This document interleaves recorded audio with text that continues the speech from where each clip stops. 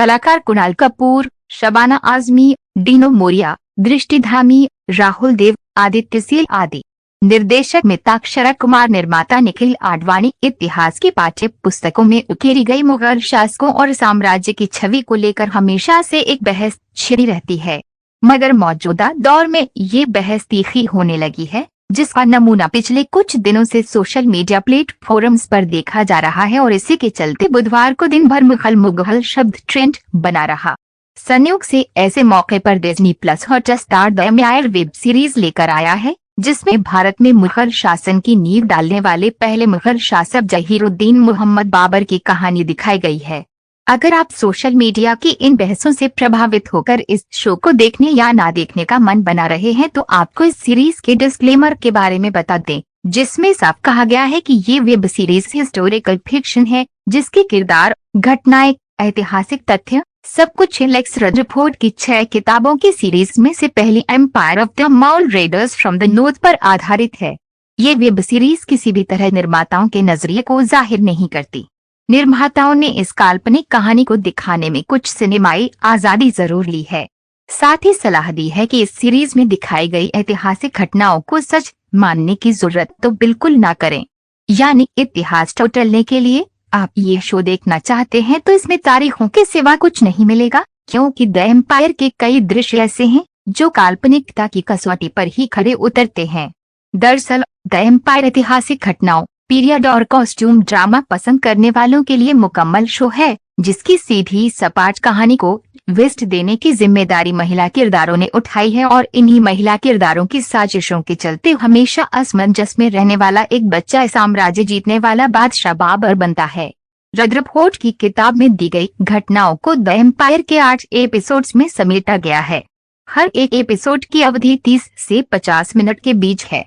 Rutherford की किताब की कहानी पर शो का स्क्रीन प्ले निर्देशक मिताक्षरा कुमार और भवानी अय्यर ने लिखा है, जिसकी शुरुआत 1526 ईस्वी में पानीपत की पहली लड़ाई से होती है।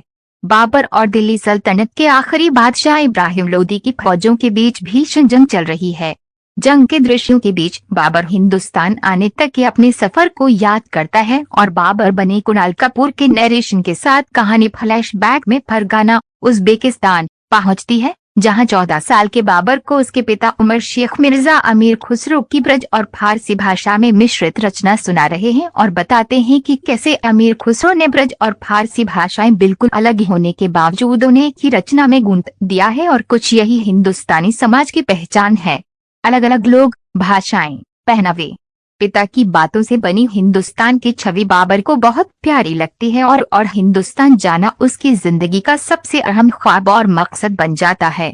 उधर समरकंद में कबीलाई आक्रांता शैबानी खान का आतंक बढ़ रहा है, जिसने वहां के शासक को मारकर समरकंद पर कब्जा कर लिया है और अब उसकी नजर फरगाना पर है।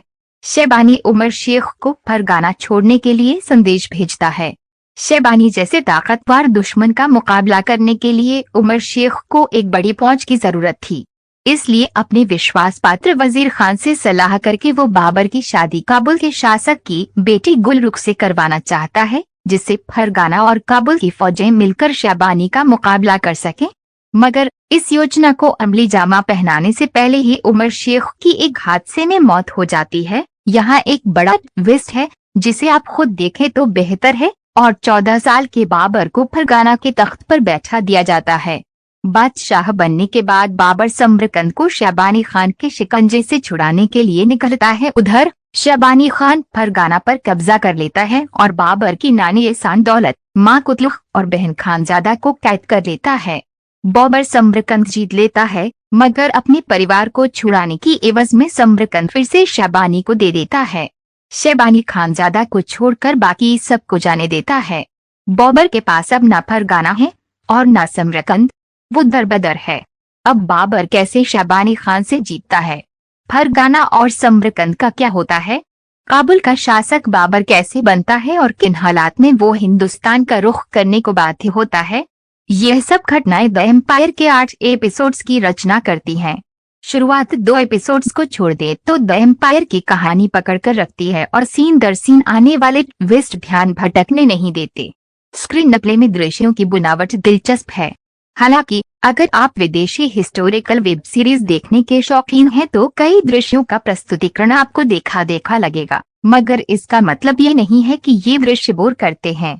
पहले 6 एपिसोड्स बाबर और शबानी खान की दुश्मनी को समर्पित किए गए हैं और इन दृश्यों में सबसे अधिक ध्यान शबानी खान बने डीनो मोरिया आकर्षित करते हैं। डीनो का लुक, मेकअप, गेटअप, कॉस्ट्यूम उनके किरदार को एक अलग कशिश देता है। आंखों में काजल की निरंतर रहने वाली गहरी परत क्लोजअप में इस किरदार की मक्कारी को उभारने में कामयाब रहती है। शबानी खान के किरदार में डीनो के मैनरिज्म में कहीं कहीं पद्मावत के अलाउद्दीन खिलजी की झलक नजर आती है, मगर उसे ओवरलैप नहीं करती है। शबानी के साथ बाबर की बहन खानजादा के समीकरण इस सीरीज को एक बड़ा ट्विस्ट देती है। हालांकि ये ट्विस्ट अप्रत्याशित नहीं है। शुरुआती एपिसोड्स में डीनो बाबर का किरदार निभा रहे कुणाल कपूर पर भारी पड़े हैं, मगर बात कहानी जैसे जैसे आगे बढ़ती है कुणाल बाबर के किरदार में दाखिल हो जाते हैं। जैसा मैंने पहले कहा, सीरीज को ट्विस्ट देने का काम महिला किरदारों ने किया है। लगभग सभी प्रमुख महिला किरदार किसी न किसी के लिए साजिश रचते नजर आ रहे हैं। सोच में पुरुष किरदारों से अधिक बड़बड़ यह महिला किरदार हैं। फिर चाहे बाबर की नानी एहसान दौलत हो या बाबर की दूसरी पत्नी गुल रुख या फिर बाबर की बहन खानजादा, एहसान दौलत के किरदार में शबाना आजमी ने बेहतरीन काम किया है। हालांकि उन्हें इस किरदार में जज्ब करने में थोड़ा वक्त लगता है। खानजादा के रूप में दृष्टि धामी को एक बेहद मजबूत और अदाकारी की संभावनाओं वाला किरदार मिला है, जिसे निभाने में उन्होंने कोई कसर नहीं छोड़ी है। वजीर खान के किरदार में राहुल देव की अदाकारी और सधी हुई संवाद अदायगी सुकून देती है। सनी देओल निर्देशित पल पल दिल के पास एक्टिंग में डेब्यू करने वाले सहर बाम्बा की यह दूसरी स्क्रीन अपीयरेंस है। बाबर के पत्नी महम बेगम और मल्लिका ए हिंदुस्तान के किरदार में शहर हल्की लगी हैं। खासकर हुमायूं बने आदित्य सील की मां के किरदार में शहर की कास्टिंग बेढब लगती है। बाबर के बचपन के सहयोगी और सलाहकार कासिम के किरदार इमाद शाह ने ठीक काम किया है, मगर इस किरदार को जिस तरह पेश किया गया है वो उस कालखंड में फिट नहीं लगता जिसमें सीरीज स्थापित की गई है। तकनीकी पक्ष की बात करें तो द एम्पायर का ओवरऑल लुक प्रभावित तो करता है, मगर सीजीआई और वीएफएक्स के कुछ दृश्य बनावटी लगते हैं। खासकर फरगाना, समरकंद और काबुल में दिखाई गए महल और किलों के लॉन्ग शॉट्स इसके आधिपत्य के लिहाज से सुंदर दिखते हैं, मगर असली नहीं लगते। वहीं जंग के कुछ दृश्य में वीएफएक्स कमजोर लगता है। निर्देशक मिताक्षरा कुमार का स्वतंत्र निर्देशक के तौर पर यह पहला शो है। उन्होंने लंबे समय तक संजय लीला भंसाली को असिस्ट किया है, लिहाजा दृश्यों के रंगों और आर्ट संयोजन में भंसाली का अंदाज नजर आता है, मगर इसमें कोई बुराई नहीं है अगर दृश्य प्रभावित करते हैं। द एम्पायर जैसे पीरियड शोज में आर्ट और कॉस्ट्यूम विभाग के साथ संवादों की अहमियत सबसे अधिक होती है, क्योंकि संवाद अदायगी का अंदाज अगर कलाकार के कॉस्ट्यूम को कम्प्लीमेंट ना करे तो मजाक का किरा हो जाता है। द एम्पायर में भी ऐसा कुछ जगहों पर हुआ है। बाबर ने लोधी से सल्तनत जीतने के बाद हिंदुस्तान पर 4 सालों तक राज किया था। 1530 में आगरा में उसकी मृत्यु हुई थी। हालांकि सीरीज में बाबर और यहाँ की आवाम के बीच रिश्ते को नहीं दिखाया गया है, बल्कि फोकस बाबर की पारिवारिक साजिशों पर अधिक रहा है।